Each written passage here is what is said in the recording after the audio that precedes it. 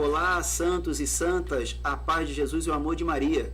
Eu sou o Diácono Gogan e estamos iniciando mais um SantoCast, o número 5º, o episódio número 5 da nossa sequência de podcasts. Eu gostaria de também passar a palavra para o meu irmão, para que ele possa se apresentar.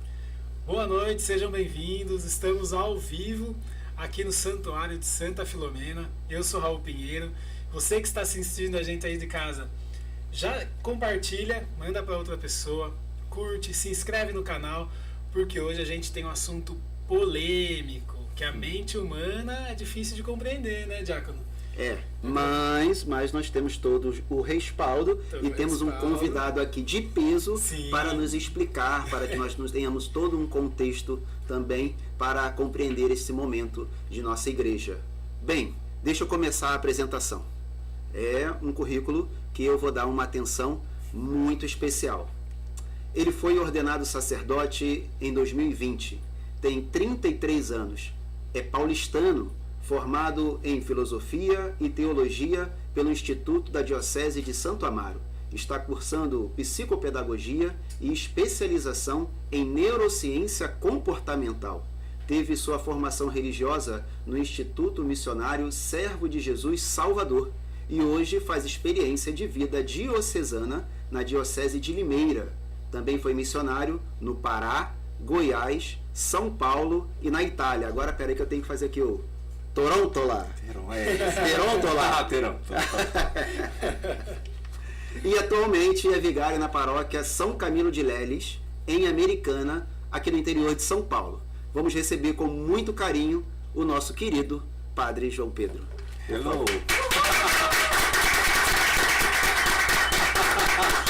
Ai, meu Deus do céu, tomar água assim na dele, né? É, verdade. Bem, antes de qualquer coisa, eu gostaria de contextualizar todo mundo que está nos assistindo, né? Que tivemos recentemente aqui em nossa comunidade o Cerco de Jericó. Foram 7 dias de adoração ao Santíssimo, a oração do Santo Rosário, tudo que contextualiza este momento em que a igreja vive essa passagem bíblica, esse momento da caminhada do povo de Deus. E temos hoje esse tema para nos aprofundarmos, para conhecermos um pouco mais esse tema que nós já falamos aqui, é um pouco polêmico, porque as pessoas não sabem se contextualizar e ficam um pouco perdidas. Temos aqui hoje a oportunidade. E o tema para o dia de hoje é As Muralhas de Jericó, fé ou injustiça de Deus? Vamos conversar um pouquinho sobre isso. Vamos conversar um pouquinho sobre isso. Mãe de Deus. Mãe de Deus. Começa então, padre, falando quem foi Josué, como ele chegou lá nas muralhas, né? Como ele chegou em Jericó. Quem foi ele? Como ele chegou lá em Jericó? Quem foi ele? De onde ele veio? Para onde ele apareceu? Não? Cristaliza a gente aí. Ele é uma figura muito importante porque ele faz o ligamento do Pentateuco com o início dos profetas, né, posteriores. Então, com isso, ele é um ligamento fundamental ali, porque através dele é que agora ele entra na Terra Prometida. Moisés olha, mas quem entra é Josué, guiando o povo agora para essa Terra Prometida. Mas ele aparece, ele sai do Egito junto com Moisés. Ele atravessa o Mar Vermelho. Ele tem uma intimidade com Moisés, ele aprende sobre a intimidade com Deus. Tanto é que a primeira guerra, vamos dizer assim, que eles batalham, Josué está à frente. A pedido de Deus, que falou para Moisés, lá no Êxodo 17, nós vamos encontrar essa historinha muito interessante. E aí, sobre as orações de Moisés no monte, a qual Moisés disse para ele, pode ir, vai batalhar, vai lá, e nós vamos ficar aqui orando em cima. E então ele aprende sobre a importância de ter uma intimidade com Deus. Então ele aparece em vários lugares, em vários momentos, junto com Moisés. Então ele é como se fosse lá o pupilo, queridinho, o amadinho de Moisés. O discípulo. Próximo. Nossa, o amigão. Bate no peito, é nós, Moisés. Caminha comigo. Então, vamos junto.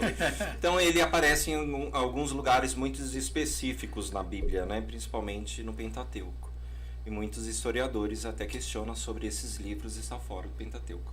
Mas não vamos entrar nisso hoje não, porque eu não sou formado nisso, então eu corro o risco de falar alguma besteira, né? Nunca, jamais. Sim. Então Josué nada mais é que uma figura muito importante, discípulo realmente de Moisés, e ele agora assume toda a função de pastor daquele povo. Ele ficou com a incumbência de levar o povo a chegar à terra de Canaã, que era a terra prometida, né? Sim. E na Bíblia fala que ele teve uma barreira, que era o Rio Jordão, Exato. e Deus fez com que ele abrisse o Rio Jordão também. Exatamente. O que ficou na minha cabeça é que, assim, toda vez que muda de ciclo na Bíblia, envolve água, né? Sim. Noé, Moisés, agora Josué. É fundamental, né? Fundamental. O batismo, batismo, que é o novo ciclo, né? Deixando a velha vida para assumir uma nova vida em Deus. Sim. Então é muito importante. O símbolo da água na Bíblia é realmente o símbolo da vida, né? Sempre, né? Sempre traz vida nova. Né? Então, assim, sempre que aparece é porque realmente Deus está querendo fazer com que tudo aquilo se torne novo, né? Então é muito importante. Mas ali também a gente pode fazer voltar no tempo, né? Ele não saiu do Egito? Sim. De uma vida. Ele chegou a sair do Egito junto com Moisés? Moisés. É por isso que então Moisés colocou ele na frente. Ele foi o primeiro? Não foi o primeiro, mas estava ali no grupão, entendeu? Tava ali no grupão. Ele viu o mar se abrir. Virou brother de... E de repente, novamente, as águas se abrem. Acho que foi muito interessante. De Deus, assim, pra mostrar, eu tô com vocês de novo, hein? Mas tem uma ordem. Quando nós pegamos a Bíblia, você que tem a Bíblia, não deixa no Salmo 90 não, dá uma aberta aí. Dá uma folheada. Mas logo no começo mesmo do livro de Josué, já tem uma ordem de Deus, né? Permaneça comigo, obedeça os mandamentos, aquilo que Moisés deixou e tudo vai dar certo. Não desvie nem para a direita nem para a esquerda. É aqui, vai. Vai que eu vou fazer a coisa acontecer. E foi isso que ele fez, né? Ele obedeceu a ordem de Deus. E quando ele obedece, ele se coloca a caminho. E aí, de fato, ele coloca os sacerdotes na frente. E vamos que vamos. Se Deus prometeu, se é assim que Deus quer, então nós vamos fazer. Por isso que é a escuta. E ele aprendeu isso com Moisés. Escutar e obedecer. Moisés foi muito fiel também. Em todo momento. Moisés foi fiel. Quem não foi fiel foi o povo que saiu com ele. Principalmente saiu alguns também clandestinos lá, né? Egípcios que queriam alguma coisa. É por isso que aparece muitas vezes o bezerro de ouro, algumas coisas notando. É porque também veio os egípcios. Traz consigo a sua história, traz consigo sua cultura, traz consigo aquela religião que eles cultuavam. Então é impossível. E uma laranja podre vai contaminando, né? E tem muito a ver com a história, né? Que nem vieram muitos japoneses pro Brasil. Aí você vê eles já têm nome de brasileiro. Sim. Já falam igual a gente, já tem alguns costumes igual os nossos, mas eles são... Porém, eles pensam como eu. Sim, ainda foi isso que aconteceu, né? Com o povo judeu na época, né? E é isso que faz com que o povo não entre na Terra Prometida. A falta de escuta. A falta de olhar para o Senhor e deixar ser guiado. O povo precisava daquele ensinamento, daquele momento. Exatamente. E Josué aprendeu, né? Para entrar, nós precisamos estar fiéis. Aí depois acontecem umas deslizadas, né? Mas é normal. O homem, né? O homem. Inclinado ao pecado. Trazemos consigo a inclinação do pecado original. Quando nós olhamos para o livro de Gênesis, lá nós encontramos, porque nós temos essa abertura ao pecado. E com isso o homem é falho, a mulher é falha. E assim vai se indo a história de Josué. É muito importante. E aí ele conduz, né? Todo o povo, então ele é importantíssimo, né? É importantíssimo porque tem uma ordem também que leva ele a fazer isto, né? Porque o Senhor, quando chama Moisés, que fala assim, olha, ali é a sua terra. Imagina, ali é a terra prometida que eu prometi para você, mas você não vai entrar não, viu? Aquele que eu coloquei para ser o seu servo, o seu discípulo, aquele lá que vai entrar. Então dê a ele todo o poder, dê a ele a bênção. Sim. Por isso é a importância da bênção, sabia? A bênção abre caminhos, abre portas, abre rios. E como que ele fez essa bênção? Ele fez na frente de todo mundo, assim? Que ele passou esse bastão? Olha, eu não estava lá, então não sei onde. Calma, tô brincando. Mas há um ritual próprio do judaísmo, a qual o pai, quando está morrendo, chama o filho mais velho e passa para ele todo o poder, toda a família, que ele agora vai seguir. Há uma bênção específica própria. Então, há um ritual.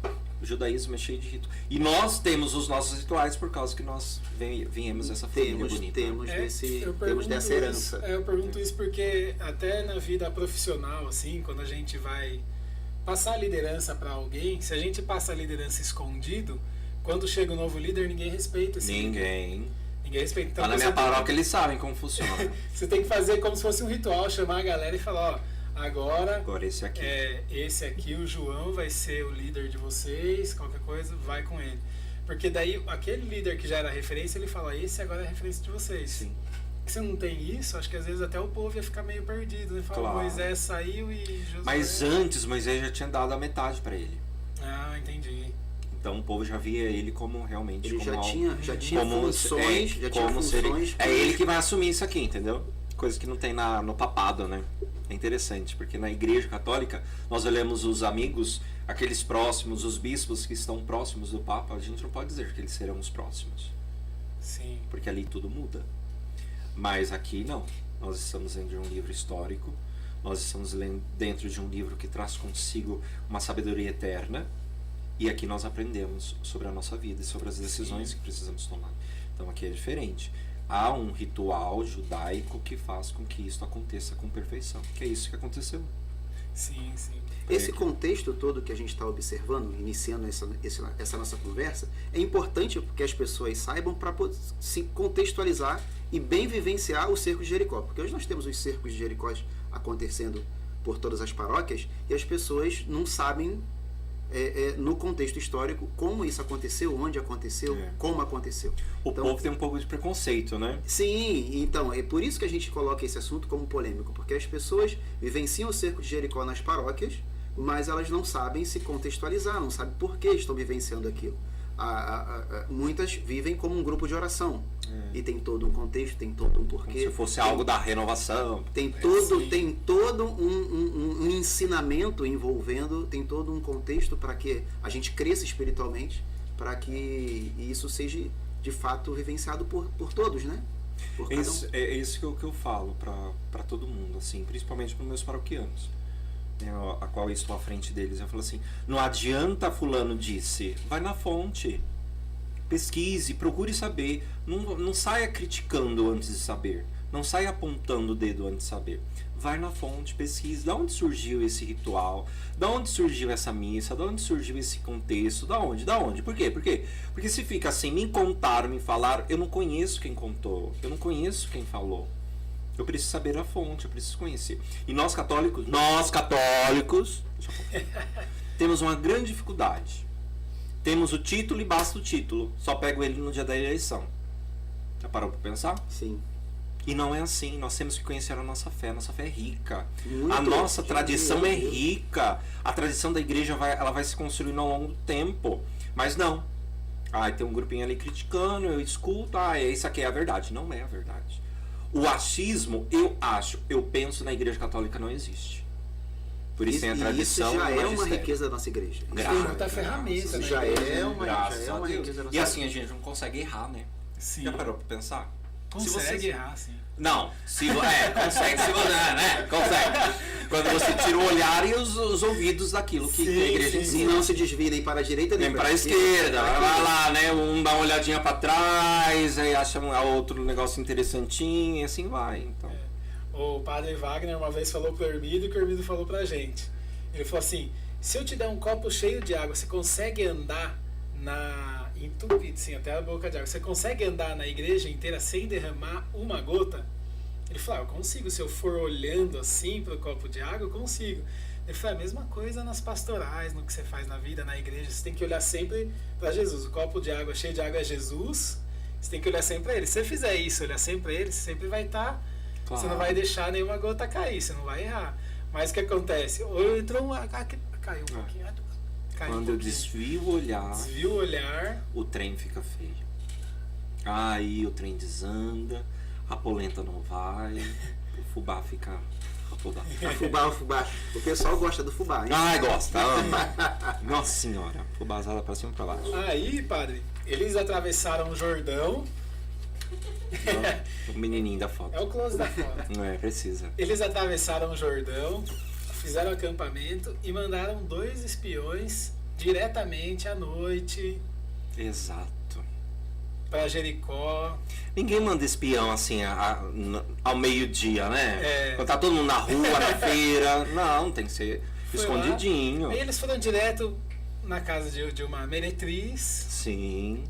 Super tranquilo. Foi direto na casa de uma meretriz. Pernoitaram por lá. Claro. Aí o que aconteceu lá? Porque assim, uma meretriz chamada Raabe, que ela foi muito importante, eu vou falar dela, da importância dela aqui, mas ficou uma dúvida.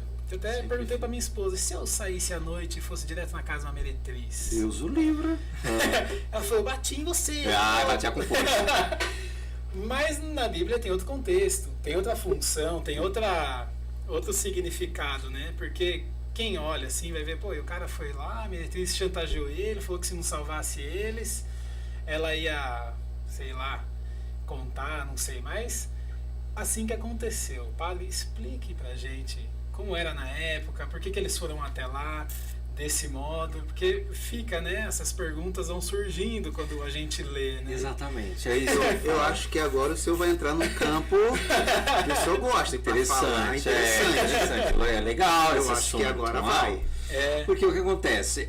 Quando nós olhamos, lemos a Bíblia, que é a palavra de Deus, isso é muito importante. É a palavra de Deus, é algo inspirado. Sim. São mãos humanas que compõem isso aqui. Não podemos deixar de dizer isto. Sim. Quando nós entramos num livro ainda histórico, nós precisamos entender o contexto. Nós precisamos olhar para a história e ver como o povo realmente se dava naquele contexto. Mas como eu não sou teólogo, né, formado, não tenho especialização na Bíblia, historicamente, né, para entrar mais profundamente sobre isto, eu não vou entrar nesse campo. Sabe por quê? Eu me conheço, mas eu vou responder a sua pergunta, mas antes. Eu me conheço e sei que o homem, ele é falho. Se eu digo algo que está fora do meu campo, por exemplo, se eu entrar numa teologia muito aprofundada, eu corro o risco de ferir aquilo que a igreja ensina. Sim. Então, se eu não estou, como a Xuxa disse lá para aquela menininha, senta lá, Cláudia, e escuta, só escuta. Não fale que você não tem conhecimento. Então, isso é muito importante para nós. Sim. Mas por que esse povo foi lá? Né? Porque era o lugar mais habitável. Como eu vou mandar um espião para um lugar que pode ser qualquer lugar, é onde todo mundo vai notar que ele não é de lá. Então era um lugar composto por várias pessoas e viajantes, homens. Tinha homem de todos os lugares ali dentro. Então antes de sair do acampamento, eles pensaram. Eles refletiram. Deus, quando nos dá uma inspiração, ele dá uma inspiração completa. Ele não dá pela metade, ele dá completa. Quando nós escutamos a vontade de Deus, tudo dá certo. Então vamos a um lugar onde de fato ninguém vai perceber nada. Lá vai ter outros homens de fora, todo mundo questionando quem é, quem não é. A gente está no meio. Somos viajantes. E com isto lá também é o lugar da fofoca, né? Onde tudo acontece. Não, a cidade toda está ali dentro. Tudo acontece ali. Ali é melhor que o jornal.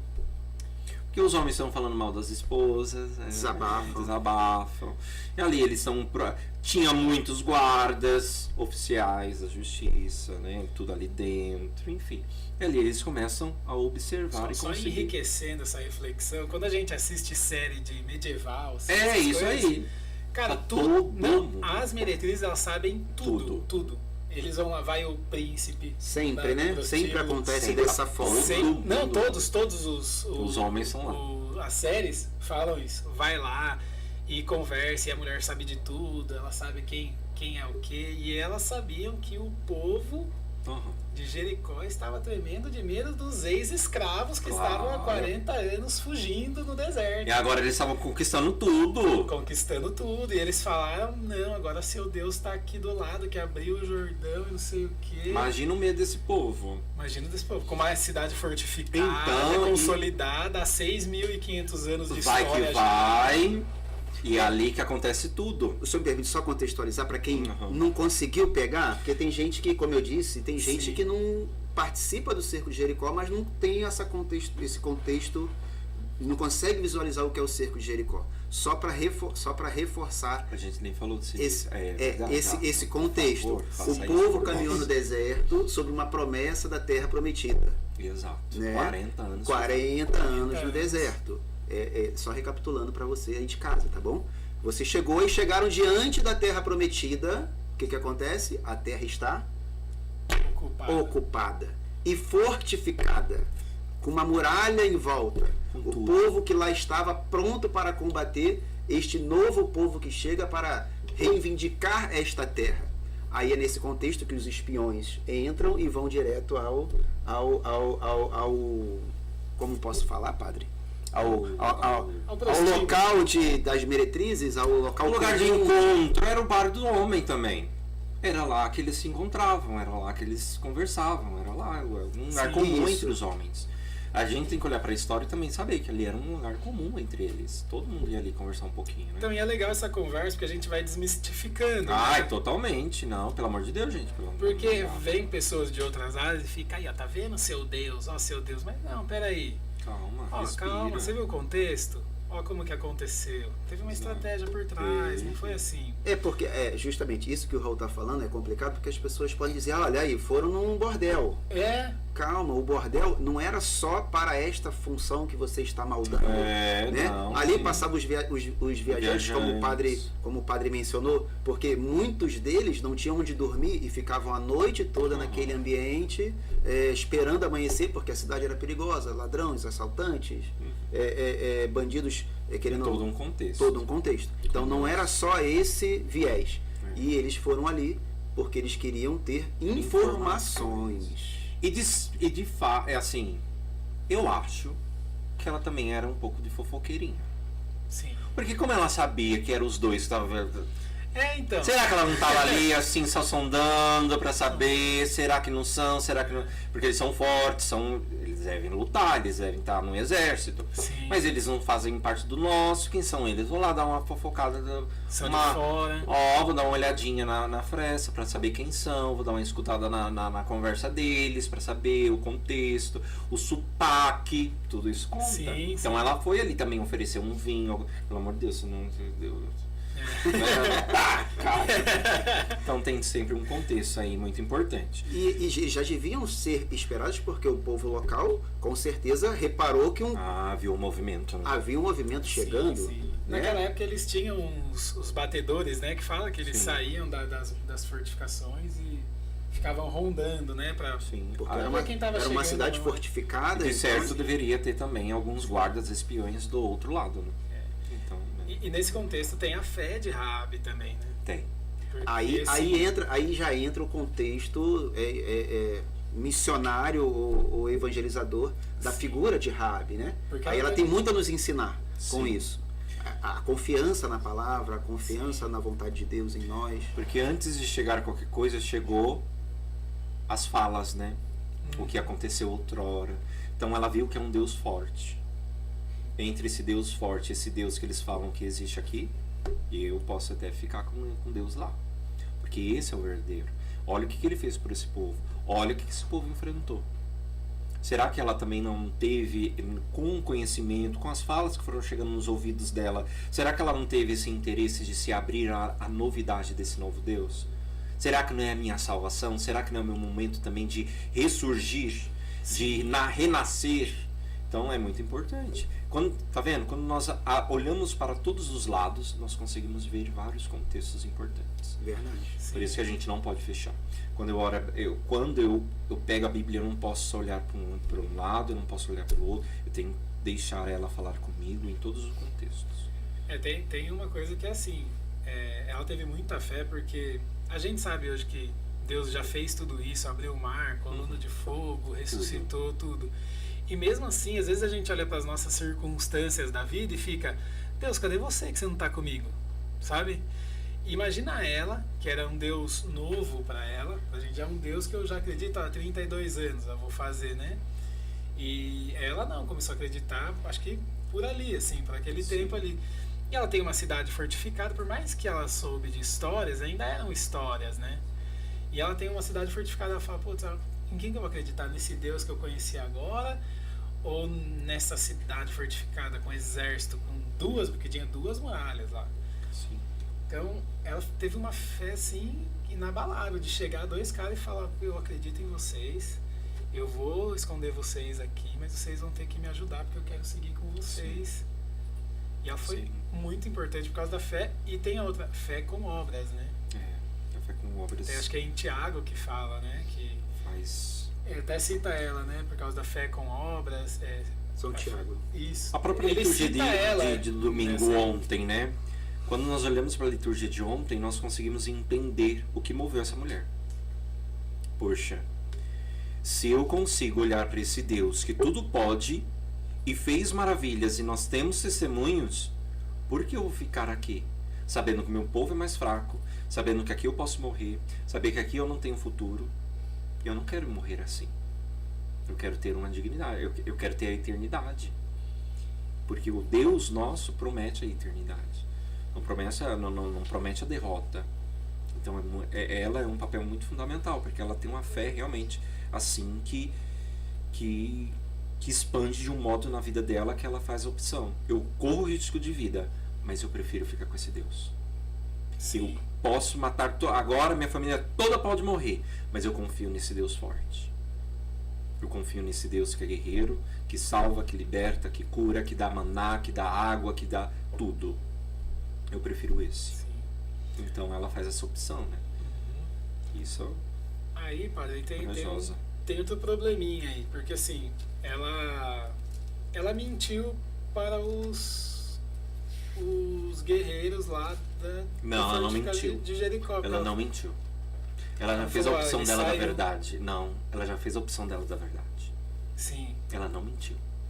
Ela fez a opção dela. Eu assumo Jesus. Não. Eu assumo esse Deus. É o impulso, Sim. É o impulso. E por assumir esse Deus, eu vou fazer tudo por ele. Qual é o plano? O plano é você desviar para que a gente possa fugir para avisar tudo lá. Então você vai fazer. Não houve assim, eu vou... Porque dá um contexto de mentira aqui, né? Sim, sim. Mas a mentira, ela é instrumento de Satanás. Se ela utilizasse da mentira, tudo isso é que era para cair por terra. Por isso que é perigoso. Então, Quando nós olhamos o contexto histórico bíblico, é muito perigoso. Porque nós temos um olhar o quê? Humano. Toda vez que nós olhamos para a Bíblia, toda vez que nós olhamos para o contexto histórico, toda vez que a gente olha para a nossa tradição, nós vemos com olhares, com óticas humanas. E nós queremos encontrar essas falhas. Sim. Porque realmente, quando eu li também, quando fui estudar, quando eu fui pegar, eu falei assim, essa garotinha mentiu. Aí já no meu coração caiu, não, ela não mentiu. Ela fez a opção dela. E a verdade vai libertar ela. Eles já foram. Entendi. O padre Wagner falou numa missa uma vez, tem o nome de um santo lá, que ele falou que Deus é tão humilde, que ele permite a pessoa cometer um pecado, porque depois que ela cometeu o pecado, ela vai se arrepender e vai encontrar Jesus de novo. Ele até contou a história de um marido que traiu e no final ele foi pego, perdeu a família e ele se encontrou com Deus regenerou a vida dele. Não que o pecado seja certo, porque Deus permite todas as coisas, né? Então, às vezes Deus é tão humilde que ele permite. A gente não ia permitir alguém pecar contra a gente voltar lá com ele e falar, eu perdoo você, vem aqui, eu me abraço e eu acolho você de novo. Mas Deus, ele consegue. Eu tive essa visão quando eu li, que ela mentiu, mas foi por um bem maior. Ela estava junto com Deus, com quem que ela estava, por que ela fez isso. Então comecei a fazer um monte de pergunta e trazer o que eu escuto na missa, o que eu estudo para tentar explicar para mim, né? E essa foi uma das explicações que veio para mim. Sim, não. Nessa hora. De Deus ser tão humilde que ele permite a gente pecar pra gente se converter no final. Porque às vezes, se a gente for certinho, a gente faz até burrada. Será? Então, eu tive essa. Porque assim, será que Deus vai te ferir para depois te curar? Não, ele não fere você, ele permite mas que você tenha a sua escolha. Mas o pecado é um ferimento na alma. Não é. Mas a gente que escolhe, né? É, nós que escolhemos. Como? Porque ele é gentil, ele não vai falar, não, Raul, sai fora. Não, eu que tô indo lá. Eu sou polêmico, tá? Como Deus fala assim, vai lá, meu filho, eu te permito pecar agora, vai lá, peca e depois volta que tá tudo certo. O contexto não é esse, né? Entendeu? Sim. Por isso que nós temos que tomar cuidado às vezes com os nossos pensamentos, porque são pensamentos humanos. E o nosso pensamento humano é falho. E nós corremos o risco de abalar a estrutura que sustenta a fé da igreja. A Sagrada Escritura, a tradição e o magistério. Nós não precisamos mais procurar. A igreja já nos responde. Tem que procurar para dentro. Dentro dela, as respostas. Porque essa pergunta que você se levanta, será que eu te pergunto, será que Deus permite pecar para depois eles? Mas a situação é essa mesmo? Ele vai preferir colocar o demônio na frente para depois que ele possa? É algo assim que às vezes não traz um encaixe perfeito, porque Deus é perfeito. Sim. Deus é perfeito, Deus é justo. E toda vez que nós colocamos algo que possa ferir isto nele, eu corro o risco de estar errando com aquilo que eu acredito. Se Deus a todo momento, e a Bíblia narra o quê? A história da salvação. Sim. É Deus conquistando todo o povo, toda hora, todo momento, para não ficar nesse mundo de pecado, como ele conquistou essa mulherzinha aqui, ó. Agora, ele está fazendo essa batalha e vai te colocar no pecado? Consegue pensar nisso? Consigo, Você consegue refletir sobre isso? Por isso que nós precisamos olhar com cuidado as coisas. Porque assim, ela somente... Será que ela não combinou com tudo com os homens? Será que esse não era o plano? Sim. Será que realmente Ah, não, era certeza, que eles já saíram de lá com o plano armado. Eles já saíram do acampamento de Josué com tudo armado, creio eu, né?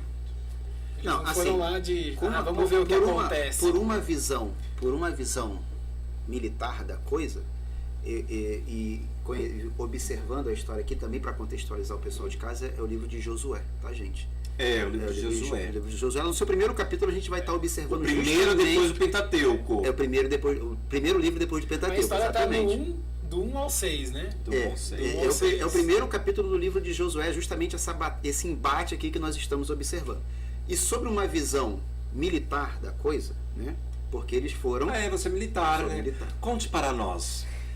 Como é isso? Então, eles enviaram 2... Olha, eu já assumi a Bíblia. Conte para nós como funciona um combustível. A Bíblia coloca que foram enviados 2 espiões, né? Sim. Mas numa visão militar da coisa, porque aqui a gente tem o povo hebreu nesse momento ele é um pouco guerreiro, né? Sim. Então, na visão militar da coisa, eles enviaram uma patrulha para poder colher dados. O que eles teriam que trazer? Quantos são? Quais as armas que eles possuem? O que está acontecendo? O que está acontecendo? Quais são os anseios? Onde estão os guardas? Entendeu? Então, nesse contexto que eles entraram lá, foram recepcionados por Raabe. E Raabe tem todo esse encontro com Deus e decide tomar a decisão por acompanhar aqueles 2 homens, porque confia que o Deus vai abranger. Então, ali ela entrou naquela patrulha, entrou naquele reconhecimento que aqueles homens estão fazendo, militarmente falando. Então, e algo deu errado, porque eles foram reconhecidos, tanto que os guardas começaram a procurá-los. Sim.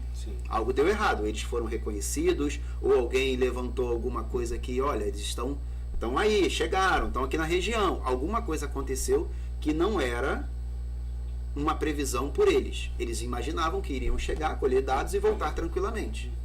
Só que eles começaram a ser procurados pelos guardas da cidade de Jericó. Então, alguma coisa deu errado, nós precisamos nos reinventar aqui. É o que acontece numa patrulha. Quando algo dá errado, você precisa se reinventar, fazer um novo plano, um plano imediato. Então ali eles, olha, vamos fazer assim, nós vamos ficar no terraço, você vai despistar os homens enquanto nós nos evadimos. Sim. Nos evadimos. Então foi uma tática que eles utilizaram. Então ela despistou os homens que estavam ali buscando os 2 enquanto eles se evadiram. Então, e esse contexto que nós estávamos debatendo aqui, né? Que ela passou essa informação errônea, seria uma mentira? Não seria uma mentira, eu também concordo que não seria uma mentira, mas seria uma tática utilizada. Olha, estou aqui despistando, estou aqui colocando aqui, chamando a atenção de vocês para mim, para que a coisa aconteça. Tipo uma isca. Uma isca para que a coisa aconteça. Isso militarmente, né? Falando, né? Aí eles voltam para o acampamento.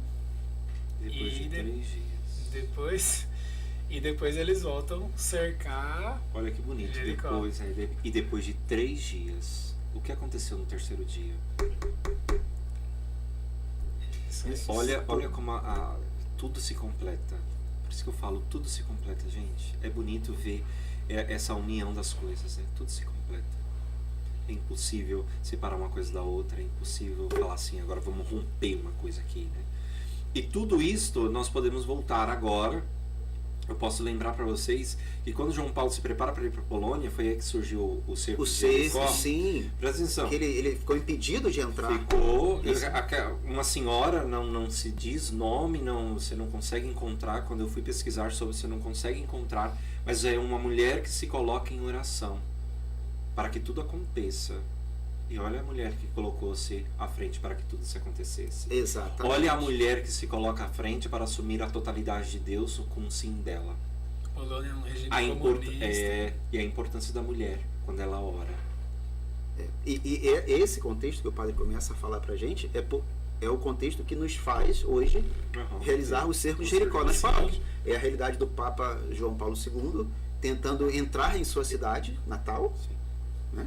E ele impedido por conta das questões políticas. E o povo está fazendo o quê?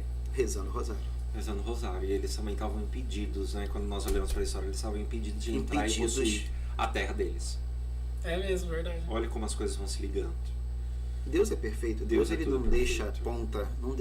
Então, é como quando essa mulher ela decide então se colocar à frente e fala assim, eu vou fazer com que aconteça a obra de Deus. Raabe também se colocou nessa posição. Exatamente. Eu creio, o senhor pode confirmar, que o ensinamento que Raabe tem a deixar para todos nós é a fé incondicional, porque ela aceita um Deus que ela não conhece. Sim. Uma proposta difícil, que nós conversamos aqui, uma proposta bem difícil, largar todo um contexto de segurança para seguir esse Deus que se apresenta por uma batalha que eu acho que ele vai perder, porque aqui é humanamente improvável. Humanamente improvável. Chegar 40 anos então, fugindo no deserto, surrado. E eles vêm com vitórias, ok, mas pelo amor de Deus, aqui é a cidade de Jericó, fortificada, muralha, não tem como, não dá. Essa é a visão humana. E eles voltam para se preparar para a vitória. Sim. Eles se recolhem, né? Quando Jesus se recolhe na mansão dos mortos, ele se recolhe para a grande vitória. Sim. E aqui é depois de 3 dias que acontece tudo. Aí eles vão, Deus dá a estratégia para eles, né? Novamente, Josué se coloca na presença do Senhor, na montanha, o lugar do encontro. Porque Moisés saía do solo para ir para a montanha? Porque sabia que lá era o lugar do encontro, era lá que ele se encontrava com Deus. Ei, pá, tira a sua sandalinha aí, ó Moisés, que esse território que você pisa aqui é santo. E a mesma coisa acontece com Josué. Sim. Quando ele vai depois para dar aquela... Ele encontra aquele soldado, né, que não fala se é anjo, se não é, ele encontra aquele soldado. Quem você é? Eu sou do exército do Senhor. Tira a tua sandália, porque esse território é santo. É que a gente já está entrando num terceiro contexto, que é o agir de Deus. O agir de Deus. O agir de Por Deus. isso que quando nós olhamos para toda essa estratégia, que eles voltam, descansam, oram, é para corresponder sempre à vontade divina. Por isso que a oração, o contexto do cerco é se colocar realmente na brecha, é se colocar realmente debaixo da destra do Senhor, para poder escutar o que Ele quer. E assim Ele vai fazer, mas é do jeito dele.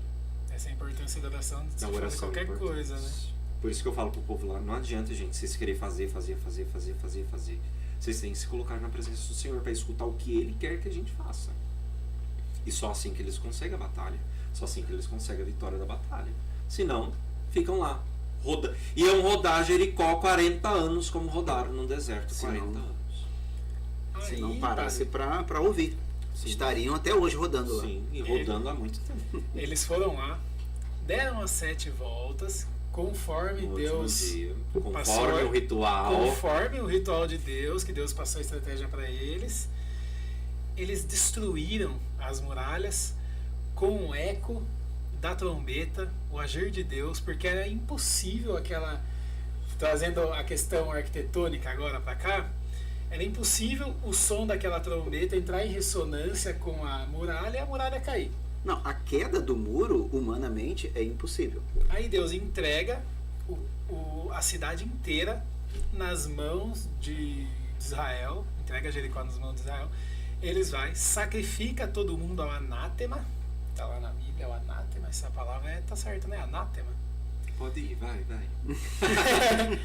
Entrega ao anátema, isso tudo indica que isso aconteceu num sábado, que era o dia do sacrifício lá e tal. Sacrifica a cidade e queima tudo. É aí que a gente entra, acho que a gente pode já entrar na pergunta polêmica. Olha, essa é a pergunta polêmica. Já vamos Pode entrar, não, então? pode entrar, Entrada, por favor. Que pergunta é essa?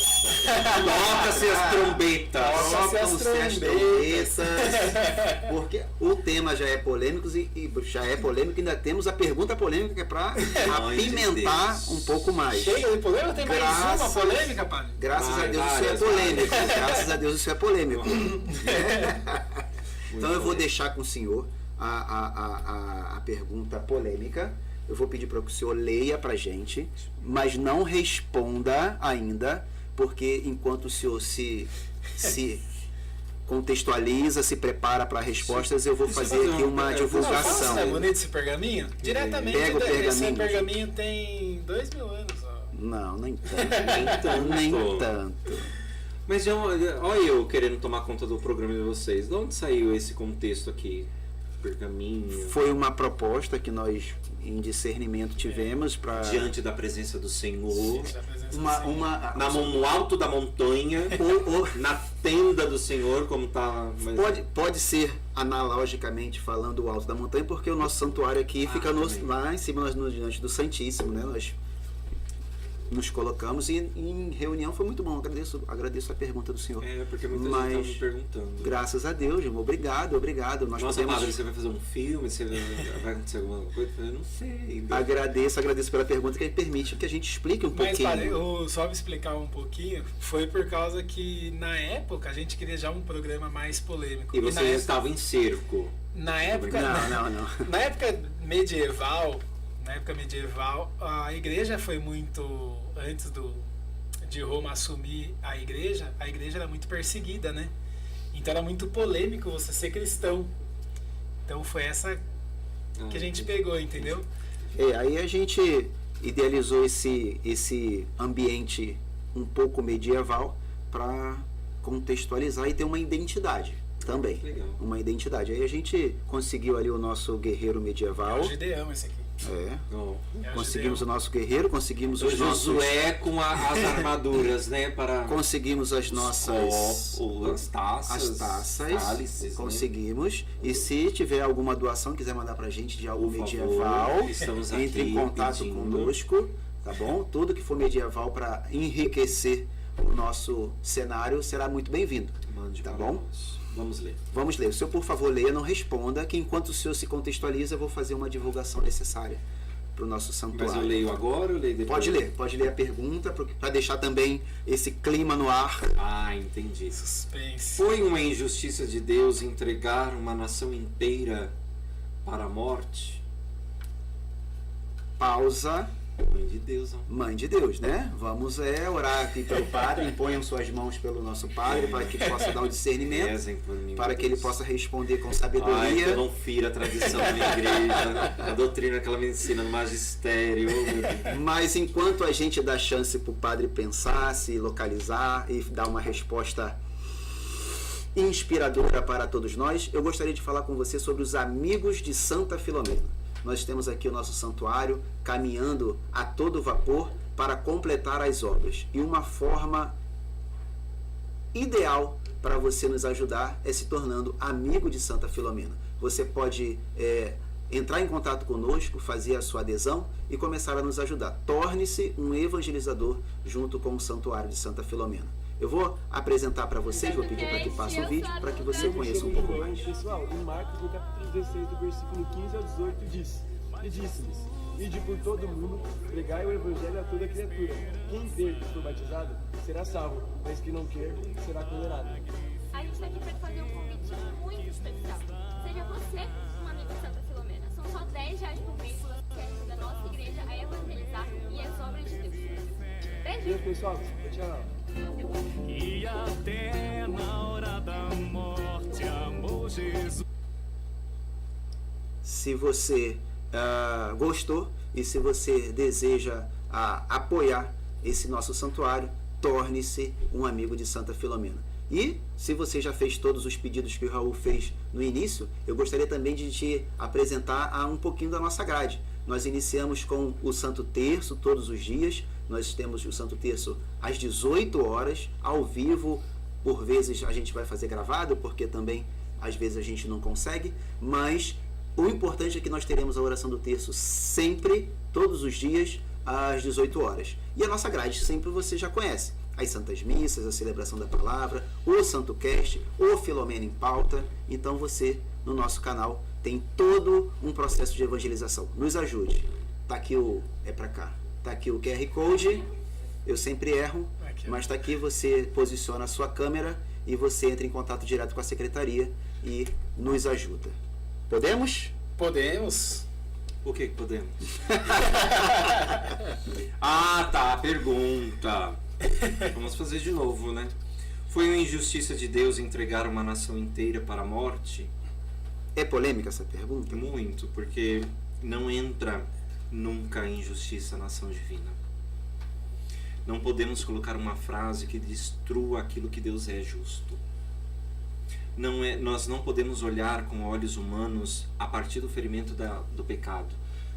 Não podemos fazer isso com Deus jamais. Não é injustiça divina. Nós temos um lado. Qual que é o lado que Deus prefere que nós estejamos? Do lado dele. Por isso, meus filhos, quando eu olho aqui, eu começo a pensar, né? Então é injustiça de Deus aqueles que morrem de fome?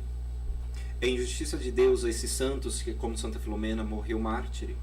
É injustiça de Deus aquele povo que mora na África e vive naquela miséria? É injustiça de Deus essas árvores pegando fogo? Tudo começa a se pensar. Tudo se levanta quando eu coloco aqui. Isto aqui é uma semente diabólica no coração do homem. Eu acredito muito na ação diabólica. Quando nós pregamos a palavra, nós vemos como ele age. Quando nós olhamos para o livro do Testamento, o Antigo Testamento, nós vemos que nós sempre temos dois lados para estar. Aqueles que seguem fielmente a palavra de Deus e aqueles que se colocam contra Deus. Chamamos dos infiéis, aqueles que fazem a opção de não estar ao lado de Deus. Como o rapazinho de hoje da primeira leitura da liturgia. Ele fez a sua escolha. E quando nós não estamos com Deus, não seguimos os mandamentos, quando nós não vivemos a verdade divina, nós nos colocamos como aqueles que estão contra Deus. Então, se nós não estamos com Deus, nós estamos com o diabo, eu não faço parte da tribo de Deus. Eu não pertenço ao povo de Deus, eu não pertenço a esse povo. Eu me coloco como um inimigo de Deus. Que ele deixa tudo certinho para a gente seguir. Quando nós olhamos aqui para o livro do Êxodo, nós vemos que ele deixa os mandamentos. A igreja nos dá os 10 mandamentos para seguir os passos. Mas nós fazemos a opção. E São Paulo hoje ele me trouxe assim uma luz tão grande. Quando eu estou na liturgia, eu deixo tudo novo se fazer. Eu até trouxe aqui para vocês entenderem, que eu achei isso tão interessante. Eu falei, vou falar e já deu aqui um contexto. São Paulo, ele vai assim, se fosse eu escutando de São Paulo, eu ia chorar. Né? Entre vós que está em nome do Senhor Jesus, entregamos tal homem a Satanás. Imagina, para falar isso, eu acho que São Paulo passou dias, horas, rezando, pedindo intercessão de Deus. Mas foi uma opção dele. Quando São Paulo fala assim, entregue tudo a Satanás, ele está entregue a Satanás, ele já estava entregue. Quando ele assume o pecado, quando ele assume a totalidade daquilo que não é seguir a vontade de Deus, ele se coloca como, eu sou de Satanás. Então os inimigos de Deus são calcados sobre os pés dele. E a justiça divina acontece. Isso traz o Salmo 110. Deus vai colocar sobre os seus pés os seus inimigos. Os humildes ele exalta. Quando nós olhamos para Nossa Senhora, nós vemos o cântico dela, ele diz, os humildes ele exalta. Os soberbos ele faz cair. Porque está longe da vontade divina. Está longe daquilo que ele quer. Quando nós olhamos para a primeira leitura de ontem, deixa eu pegar de novo, vamos olhar para a leitura de ontem de Isaías. Olha que bonito começa o livro de Isaías ontem. Dizei às pessoas deprimidas, criai ânimo, não tenhais medo, vede, é vosso Deus e a vingança que vem. É a recompensa de Deus. É Ele que vem para vos salvar. Quem quer a salvação vai ter. E Raabe, entendendo todo esse contexto, ela sabia que ela não estava do lado certo. Então ela foi querer a justiça divina. Deus não passa, Deus não quer a morte de ninguém, Deus não quer destruir ninguém. Pelo contrário, Ele quer salvar. Ele quer dar vida, Ele quer curar. Então não é injustiça divina. Só que nós temos a escolha. Ou eu estou com Deus ou eu estou contra Deus. Se eu estou com Ele, eu vivo a minha fé. Eu obedeço aquilo que a igreja me pede. Eu coloco a caminho daquilo que buscamos o céu e a eternidade. Gente, não tem como entrar no céu com pecado. Ou eu escolho estar do lado de Deus, ou eu escolho estar do lado do capeta. E o capeta, infelizmente, é o inimigo principal de Deus. Então Deus, ele vai fazer o quê? Ele vai fazer com que aconteça a justiça dele. Então não é injustiça. Quando nós olhamos assim, é uma semente diabólica colocando no meu coração, no seu coração, que Deus é injusto, que Deus é vingador, que Deus ele mata, que Deus ele condena, que Deus coloca todo mundo debaixo da espada e vamos matando e vamos... Porque o inimigo quer fazer de Deus o inimigo. E na verdade não. Deus está defendendo os seus. Então ele entrega todo o poder para os seus. E para os seus inimigos ele deixa desarmado.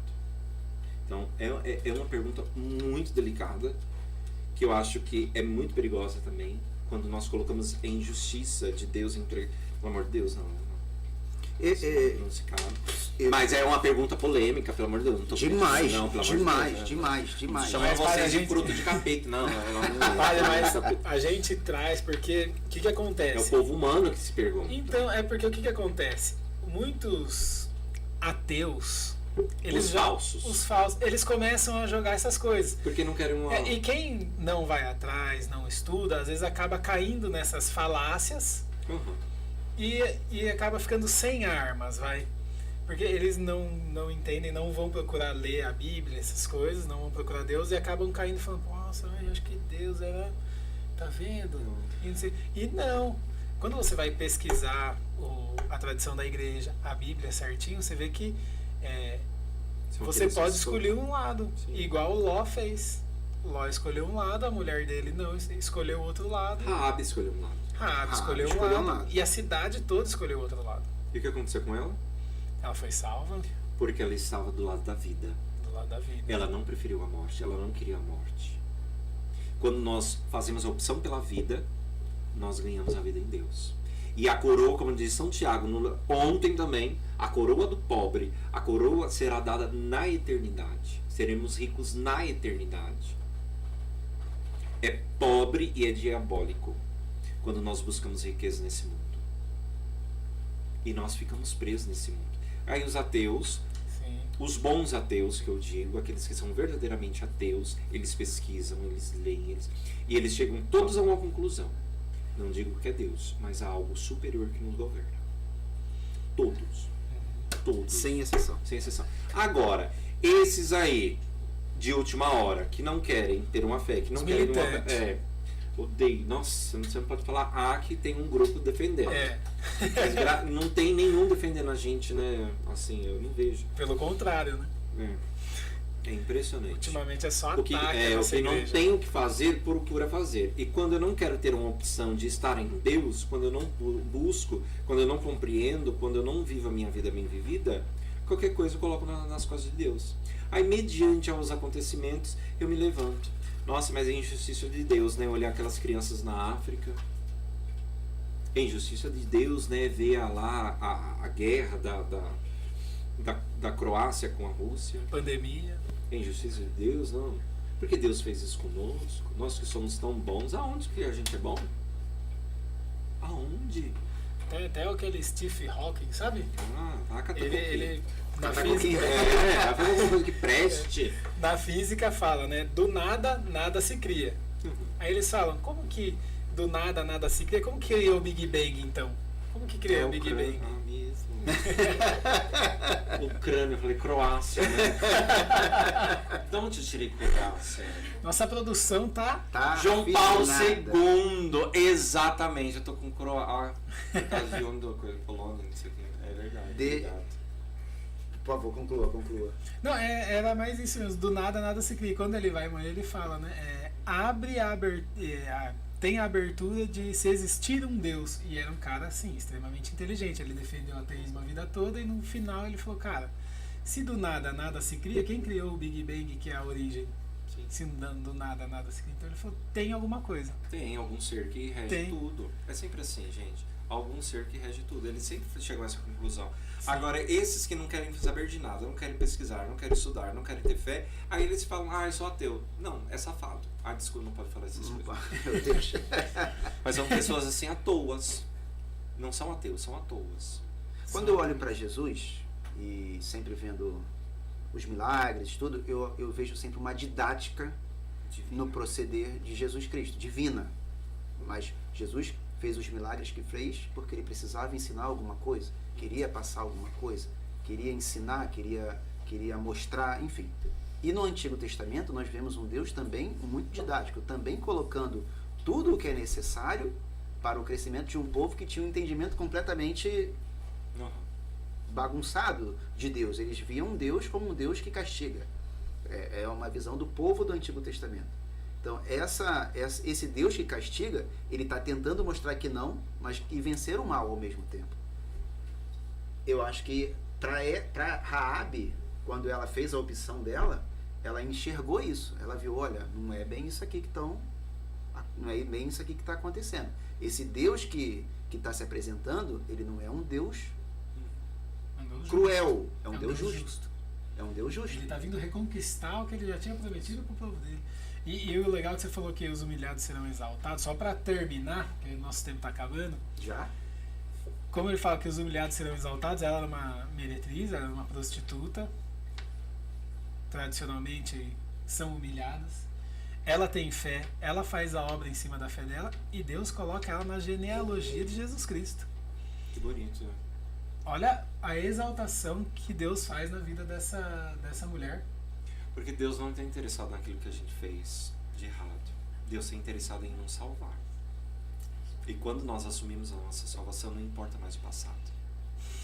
Importa agora a minha postura e a minha vivência na fé. Sim. De Jesus, quando ele cura as pessoas, quando ele salva as pessoas, ele não pergunta assim, de onde você veio, o que você fez, o que você pecou. Isso é um contexto nosso. Isso nós fazemos. Nós começamos a separar, a dizer, olha, cristão que faz isso me dá uma canseira. Padre, não confia em fulano de tal não, porque fulano de tal no passado era isso. Calma. Vai rezar, né?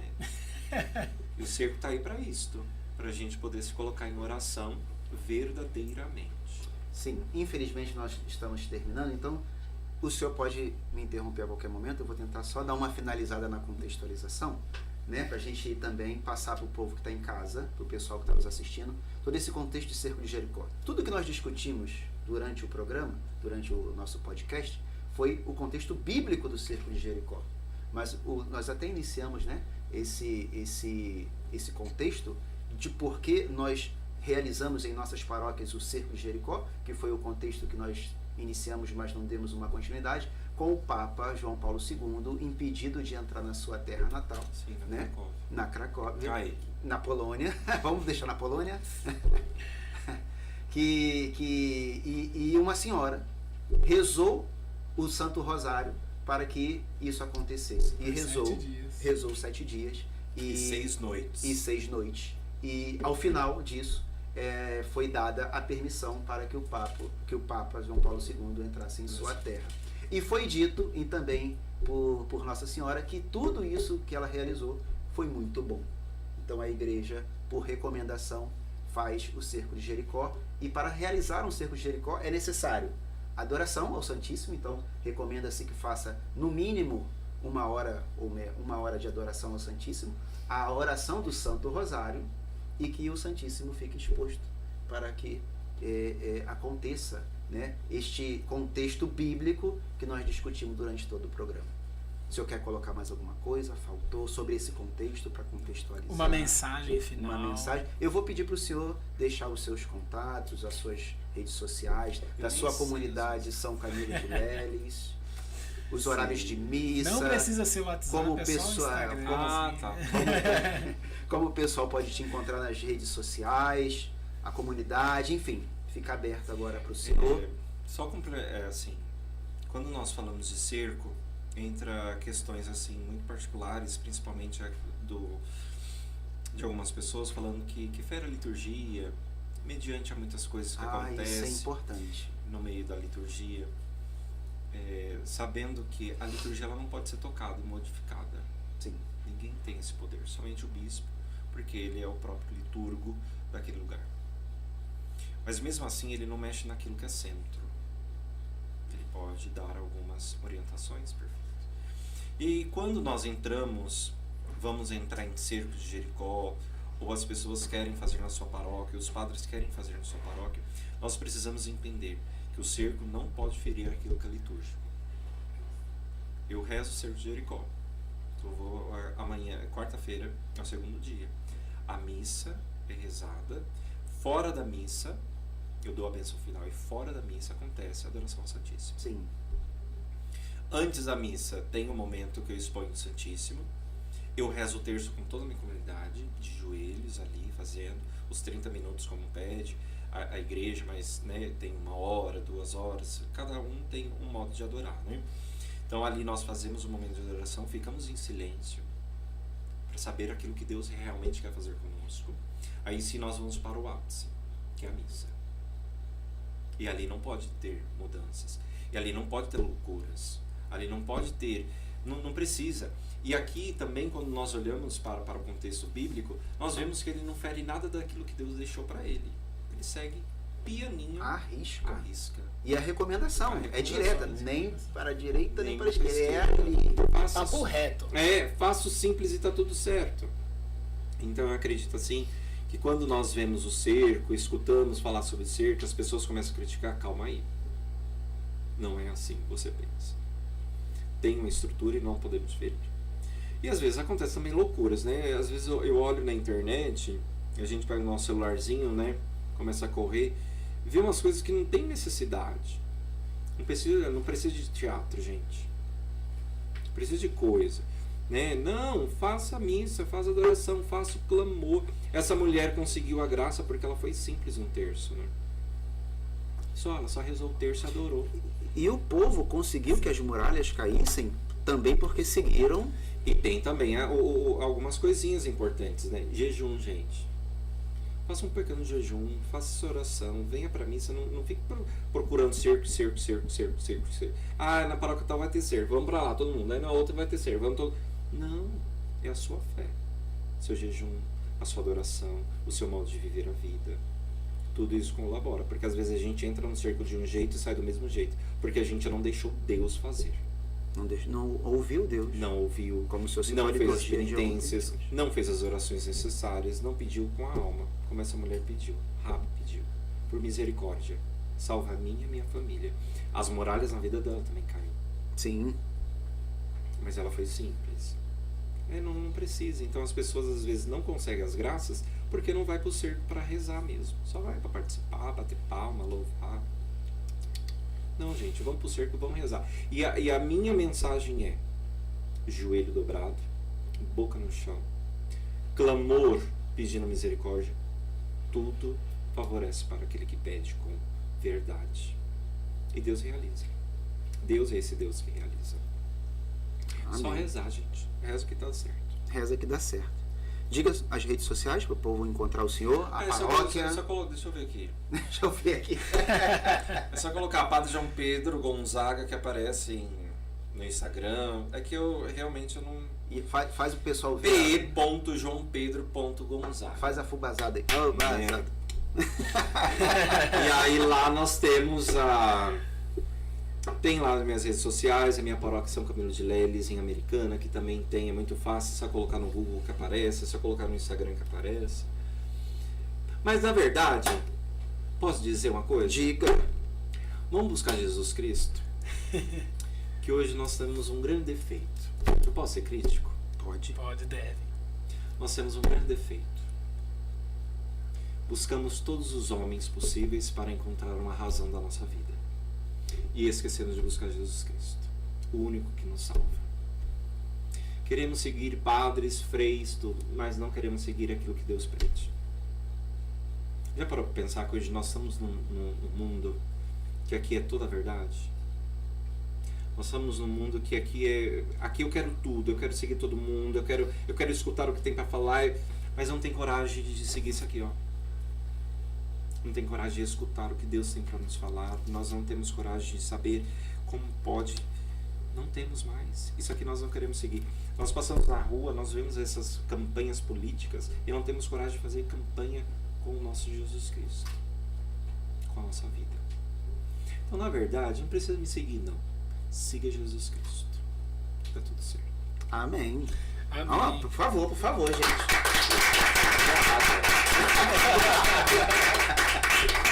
Ai, vamos embora? Não, tem... Não, agora não. Terminamos. Agora. Só queria agradecer mais uma vez. Já falei para o senhor em off, vou falar agora publicamente. O nosso podcast está aberto ao senhor. Sempre que o senhor lá, o Espírito Santo falar no coração do senhor que precise ir lá evangelizar com assunto X, o senhor entre em contato com a gente, reserva pra gente aqui e venha. Eu não vou em outro, eu quero deixar bem claro. Já fui convidado para ir em vários, eu não vou. Só venho aqui mesmo porque eu gosto muito de vocês. Amém. Já fui convidado para participar de coisas de igreja, desses, né, de alguns aí que tem aí, bem. Mas não, eu não gosto não. Eu gosto. E aí, como eu tô aqui com vocês, né, eu tenho esse carinho por vocês, aí amém, eu venho. Aqui amém. eu venho, em outros lugares eu não venho. O santuário ama o senhor. Eu falo em nome de todo o santuário, né? Padre Wagner, eu como diácono do santuário, de toda a comunidade, né? São José Operário, Nossa Senhora do Carmo, de toda a comunidade. Nós amamos o senhor de uma tal forma que um carinho imenso. Então, por isso eu deixo ostensivo ao senhor. Olha, bateu aqui o Espírito Santo, falou no meu coração e eu quero ir no podcast falar sobre tal tema. Marinês está à inteira disposição para fechar com o senhor. Tadinha, ela tentou falar comigo, né? Os meus paroquianos também reclamam. Mas Dom Pedro me responde no WhatsApp. Gente, não dá conta. Mandei o Cadu atrás do senhor. Mandou, tadinho. E eu demorei para responder, né? Você também veio atrás de mim, sim, né? todos nós. Uma caravana. A eternidade, quase, Jesus, meu filho, olha lá o celular. Então, agradecer ao senhor pela sua disponibilidade, pelo seu carinho, pela sua atenção, pelos seus ensinamentos, e por, não poderia deixar de dizer, pelo seu testemunho que foi deixado aqui no dia de hoje. Muito obrigado. Eu que agradeço. Tá bom? E agradeço a você que nos acompanhou. Vamos nos despedir? Vamos nos despedir. Voltaremos em breve com o próximo episódio. Que isso? Fique conosco. Calma aí, não, que isso? Que houve? Como um padre vai dispensar o povo. Boa! Vocês vão dormir sem a bênção de Deus? Que boa! Isso, não, não permito. Por favor, inclinai-vos agora para rezar. glória a Deus. Mas vamos receber a bênção para a gente dormir tranquilo, né? Tanta gente precisando da bênção de Deus. Sim. E como Josué recebeu a bênção de Moisés para poder seguir com o seu projeto, nós também pedimos a bênção de Deus. Amém. Então o Senhor esteja convosco.